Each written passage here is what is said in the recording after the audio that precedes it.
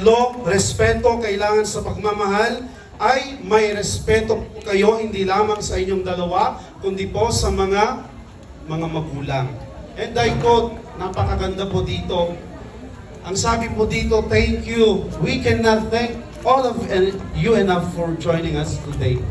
We would especially like to thank our parents for their love and support. Palakpakan natin ang mga magulang.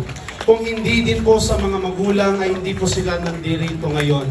Na isang seaman na matagumpay at isang doktora na matagumpay sa buhay dahil po sa dedikasyon ng mga magulang.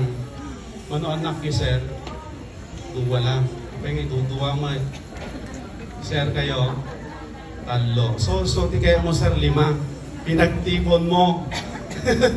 Oh, ito po, the Bible clearly states na ang sino mang pinakamaraming anak, siya po yung pinakamayaman sa mata ng Diyos. Amen po ba?